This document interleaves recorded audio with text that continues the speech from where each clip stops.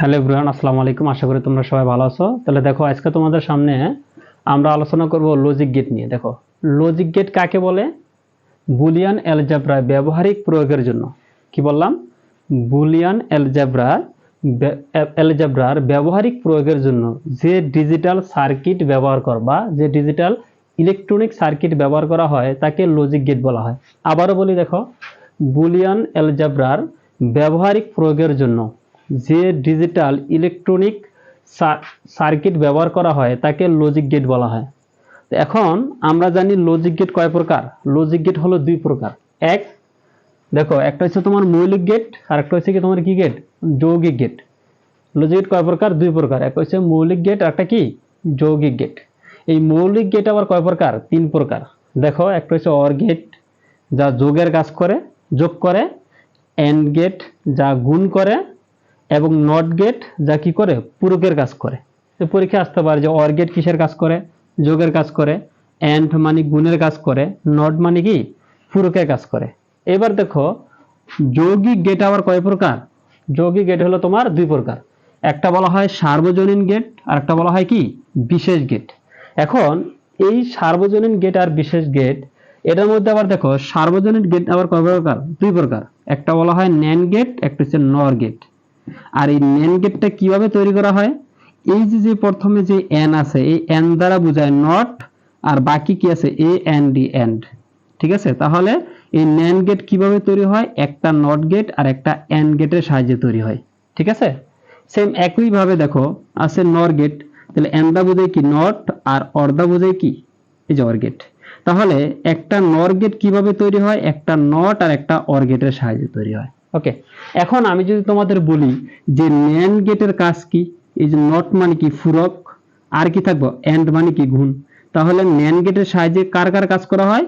পূরক থাকবে, আর কি থাকবে? এন্ড মানে গুণ থাকবে। সেম একই ভাবে আমি যদি বলি নর গেট, তখন কি থাকবে? নট থাকবে প্লাস আর কি থাকবে? অর থাকবে। অর মানে কি? যোগ থাকবে। তাহলে আমি যদি বলি ন্যান্ড গেটের কাজ কি? তোমরা বলো পূরক থাকবে, আর কি থাকবে? গুণ থাকবে। সেম অর গেটের কাজ কি? নট পূরক থাকবে, আর কি থাকবে? যোগ থাকবে। সেম একই ভাবে দেখো, এদিকে দুইটা বিশেষ গেট দেওয়া আছে। একটা হচ্ছে এক্স অর গেট, একটা হচ্ছে এক্স নর গেট। দেখো, এক্স অর গেটটা কিভাবে লেখা হয়? A exclusive B. আবারও বলতেছি, এ এক্সক্লুসিভ বি। এই যে এভাবে লেখা হয়। দেখো, এই এক্স অর গেটটা লেখা হয় এভাবে, এই এ এক্সক্লুসিভ বি। এটার মানে কি? এই এ এক্সক্লুসিভ বি মানে আমরা লিখতে পারি, ধরো এটা সরাসরি তোমরা এভাবে লিখতে পারো, যে এভাবে অর গেটটা দিয়ে লিখতে পারো A exclusive B equal A bar B plus A B bar. Okay, এখন তোমাদের সমাধান করার ক্ষেত্রে কিন্তু তোমরা এটা লিখলে হবে না, অবশ্যই তোমরা কি করতে হবে? এটা লিখতে হবে। তাহলে এ এক্স অর গেট যদি বলে নিচের কোনটি এক্স অর গেট, তখন আমরা কি লিখবো? যদি দেখবো অপশনে এ এক্সক্লুসিভ বি আছে, তখন এটা দাগাবো। আর যদি এটা না থাকে, তখন থাকবে কি? এ bar B plus A B বার। ঠিক আছে? এখন আমি যদি বলি এ মানে এক্সক্লুসিভ নর গেট, তখন কি? নর যদি থাকে, তখন হবে এ এক্সক্লুসিভ বি পরে বার, পরে এই জায়গা থাকবে কি? A B plus A bar আর কি? B bar. এভাবে থাকবে আর কি। ঠিক আছে? তাহলে পরীক্ষা যদি আসে নিচের কোনটি এক্স নর গেট, তখন কি এ এক্সক্লুসিভ বিও থাকতে পারে পরে উপরে বার, অথবা A B plus A bar B বার। মনে রাখবা, এমসিকিউর জন্য এই দুইটা অনেক ইম্পর্টেন্ট। আর তোমাদের সৃজনশীলের জন্য তো কত ইম্পর্টেন্ট তা তোমরা পরেই বুঝতে পারবা যে অনেক ইম্পর্টেন্ট। ঠিক আছে? এই দুইটা। ওকে, তাহলে আমরা কি করব? এখন দেখো, তাহলে ন্যান্ড গেটের সাহায্যে কি করা হয়? ন্যান্ড গেটের সাহায্যে গুণ করা হয় আর নট করা হয়, তাই না? পূরক করা হয়। আর নর গেটের সাহায্যে কি? নট আর কি হয়? অর গেট করা হয়। এখন আমরা এই যে যে বিষয়গুলো আমরা জানলাম, এই বিষয়গুলো দ্বারা আমরা এই প্রত্যেকটা, এই যে আমরা লিখতেছি এ বি সি, এগুলো কি প্রত্যেকটা কি? ইনপুট আমার। এগুলো কি? প্রত্যেকটা আমার ইনপুট। এখন আমরা কি করব?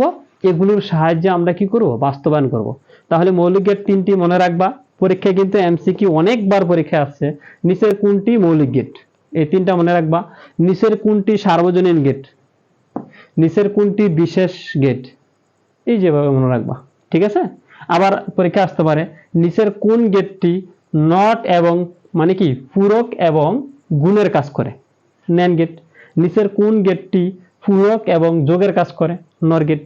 ঠিক আছে, তোমরা এটা মাথায় রাখবা, অনেক ইম্পর্টেন্ট যেগুলো বুঝাইলাম। এখন দেখো এই যে যেই আমি পার্টটা বুঝাইলাম, এগুলো আমাদের যে লজিক যে সার্কিট গুলো আছে, আমরা যেই একটা সার্কিটের আমরা কি করব, আমরা একটা সার্কিটের আমরা ডায়াগ্রাম আঁকতে পারি, অথবা লজিক গেট আঁকতে পারি, সত্যক সারণী করতে পারি। ঠিক আছে, আমরা যেটাই করি না কেন আমাদের কিন্তু এগুলো জানা অবশ্যই দরকার। ঠিক আছে, ওকে, আমরা আজকে এতটুকু জানি, পরবর্তী ক্লাসে তোমাদের সাথে দেখা হবে।